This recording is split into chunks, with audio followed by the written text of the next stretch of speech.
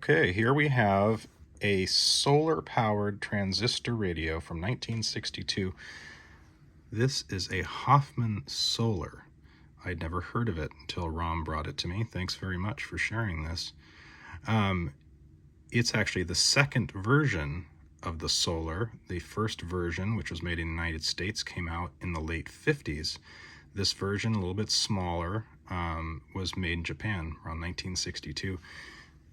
There's the solar panel that is mounted on the top of the radio when it's all assembled, and believe it or not, it still works. I get over 4 volts out of it just with the small LED light shining on it, so that's pretty impressive.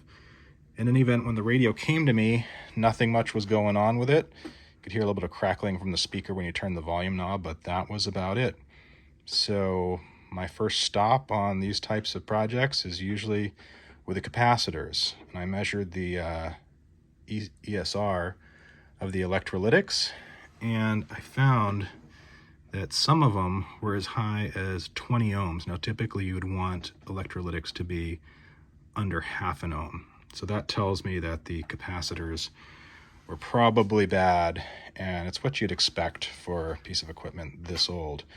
In any event, pulled the capacitors, here they are, the originals, replaced them with modern Nichicon and Panasonic capacitors, and what do you know, starts working. So here, let's give it a little demo.